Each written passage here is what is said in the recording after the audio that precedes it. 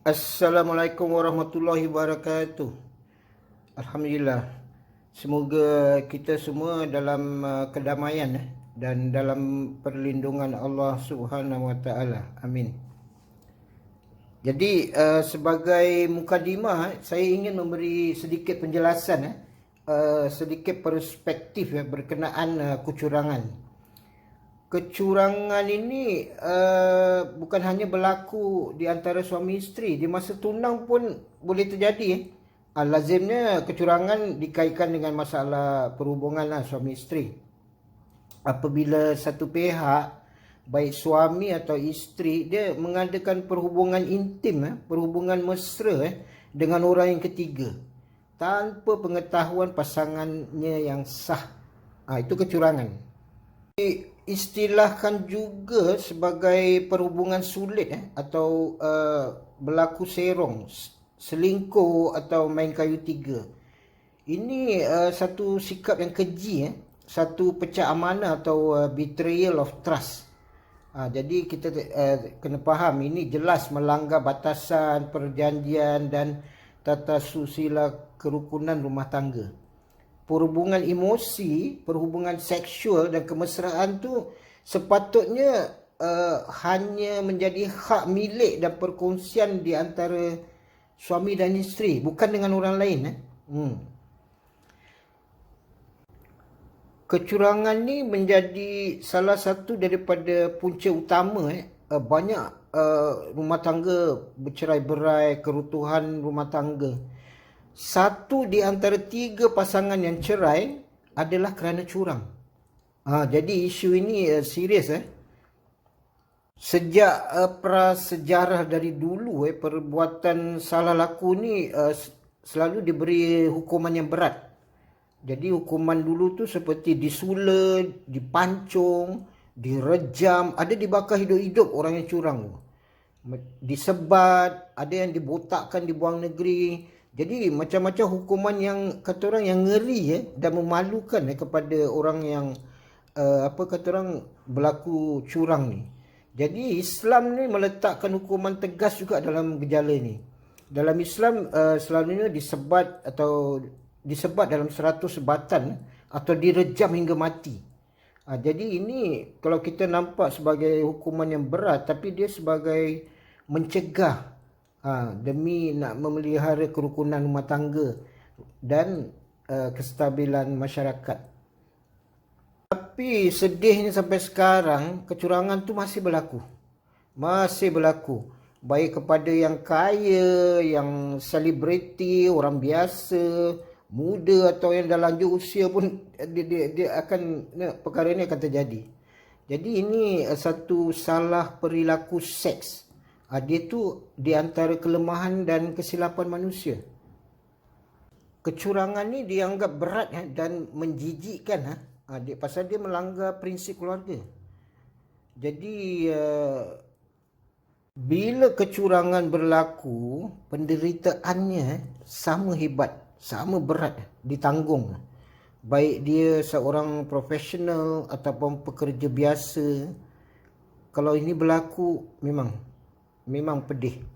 Jadi banyak pasangan telah menjadi korban dan tiada seorang pun yang dapat dikecualikan daripada isu ini. Kepada kebanyakan orang, keluarga yang bahagia tu menjadi impian utama setiap insan.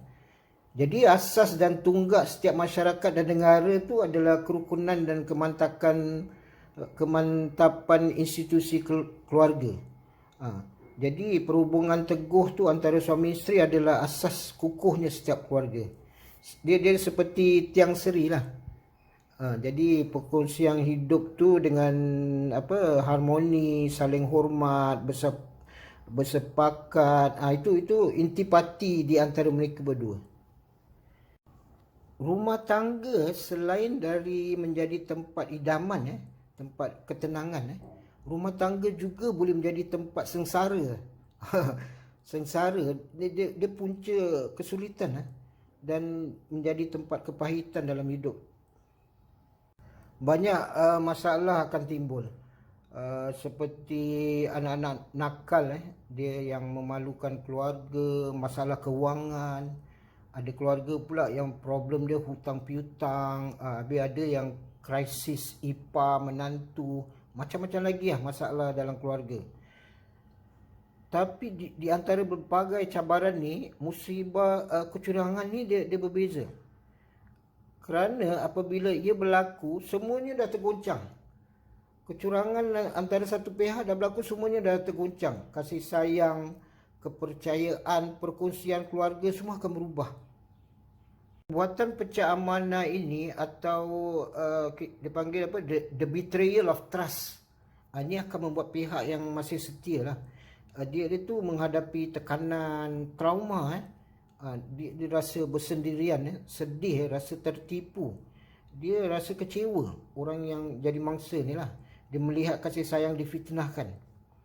Jadi hatinya terluka, rumah tangga yang dibina dah sekian lama ni dalam ambang keruntuhan.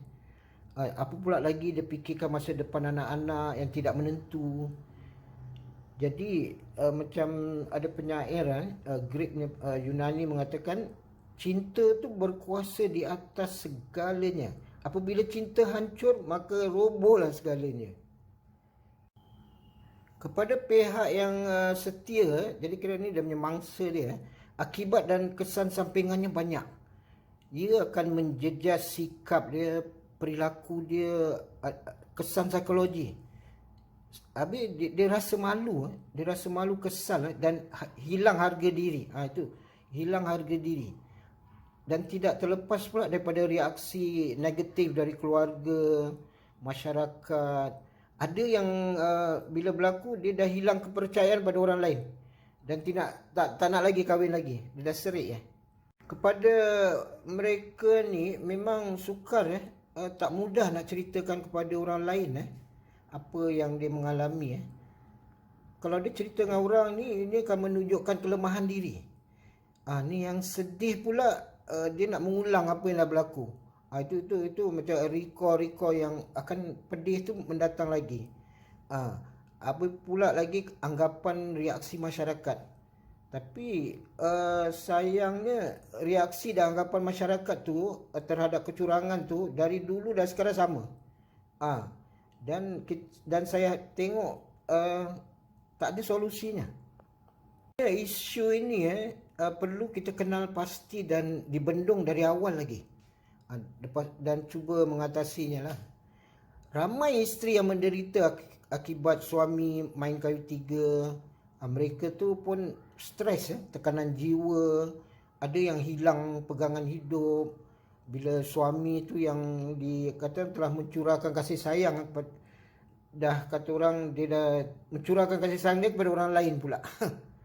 Tapi sebaliknya, bila pihak isteri pula yang main kayu tiga, pihak isteri yang berlaku curang, dia punya tekanan dan penderitaannya tu lebih hebat akan menimpa kepada suami yang malang tu.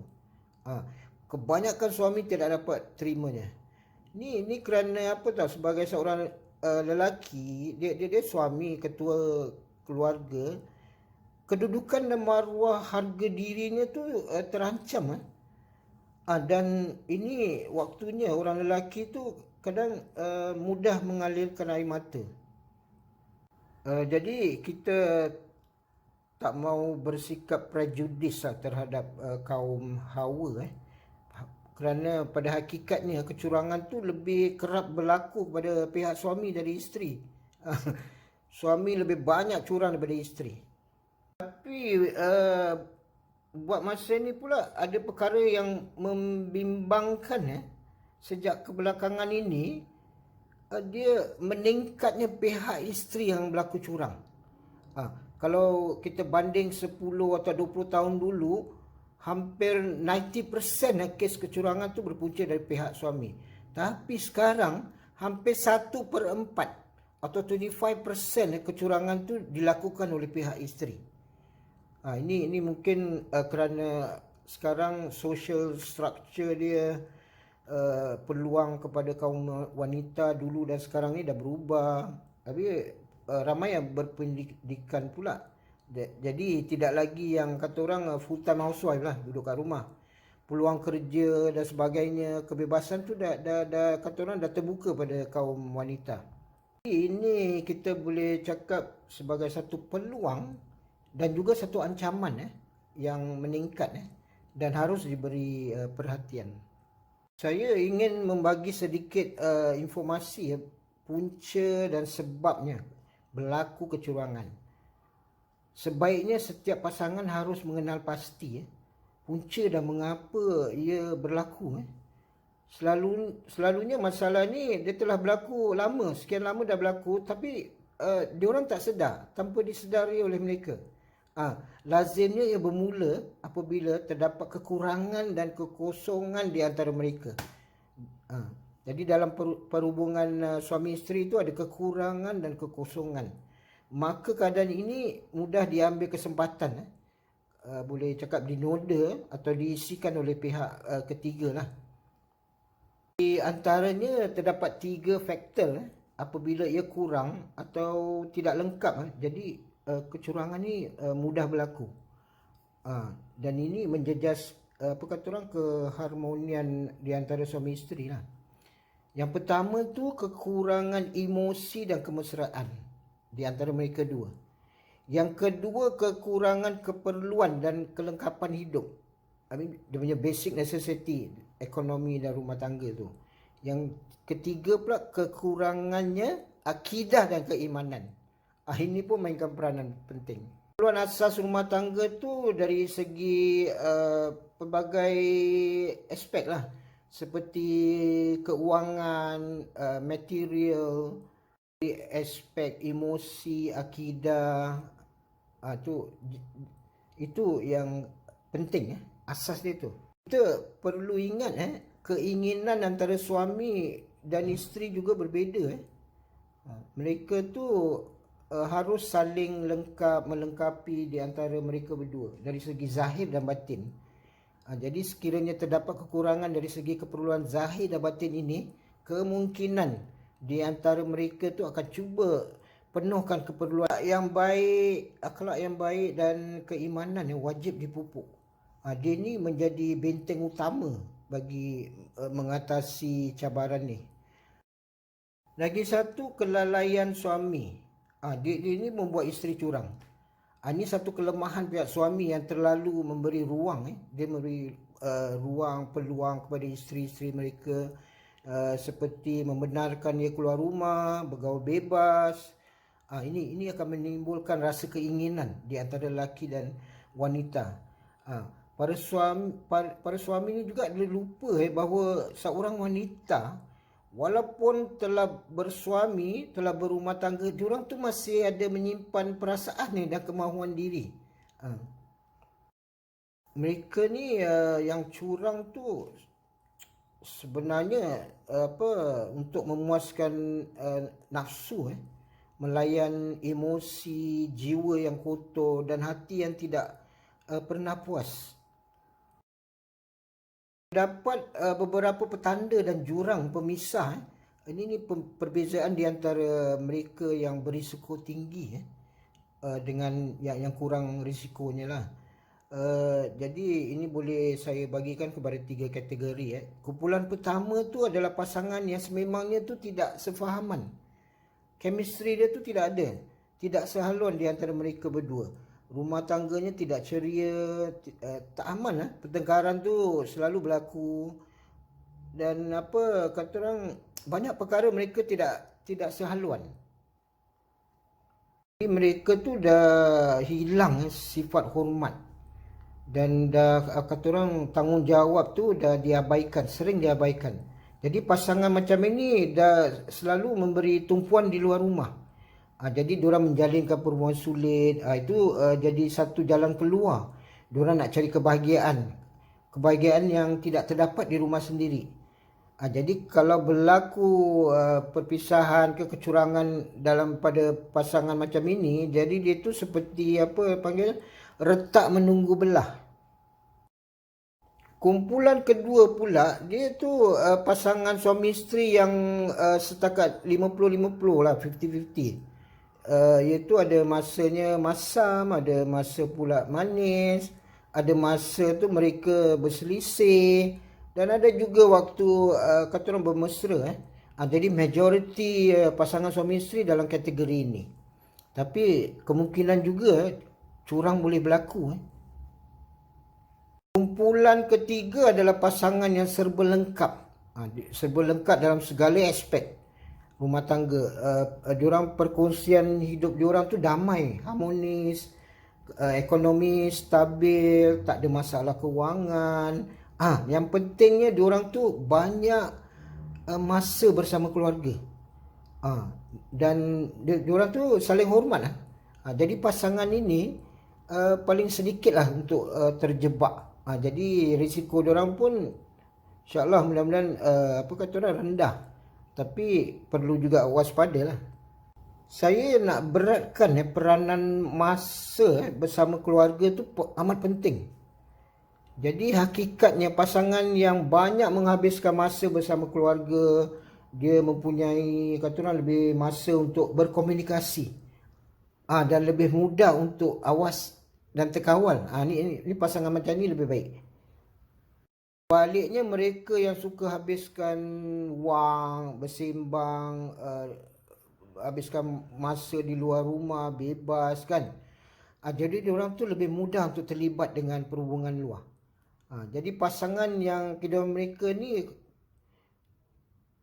nilai-nilai pengaruh keluarga tu amat penting. Contohnya keluarga, sebuah keluarga yang dia mengamalkan nilai-nilai murni. Kata orang, diorang seperti beribadah, akhlak dia mulia, asupan santun. Sudah pasti anak-anak dan generasi muda akan ikut sikap dan nilai-nilai yang telah diorang kenal dalam keluarganya sendiri. Sebaliknya, bila terdapat pihak ibu, bapa atau ahli keluarga tidak menunjukkan nilai-nilai yang baik, kira macam berjudi lah, minum arak lah, kadang cara berbual dengan kata-kata kasar. Ini tak dapat kita nafikan. Nilai-nilai ini akan dijadikan contoh dan diikuti, diwarisi oleh anak-anak mereka. Ni ibarat pepatah Melayu lah, buah takkan jatuh jauh dari pokoknya. Begitu juga bila ada ahli keluarga yang pernah berlaku curang, yang lain tu akan anggap tu macam biasa je lah. Dan yang bahaya tu persepsi mereka akan berubah. Mereka tu tidak lagi anggap curang tu sebagai satu perbuatan yang salah dan keji. Jadi kesimpulannya, kecurangan ni berlaku bukan hanya kerana satu sebab saja. Ia tu berlaku kerana kombinasi beberapa faktor. Dia faktor yang bersifat luaran dan dalaman. Luaran dan dalaman rumah lah. Jadi yang mempunyai ramai kenalan, bergaul bebas, dan mereka yang terdedah kan kepada bahaya ni. Jadi pada nasihat saya itu, berhati-hatilah dalam pergaulan. Jadi sampai di sini saya mengucapkan terima kasih. Mudah-mudahan ini bermanfaat Dan insyaAllah di lain kali ada faktor-faktor baru, informasi baru tu saya akan sampaikan. Terima kasih.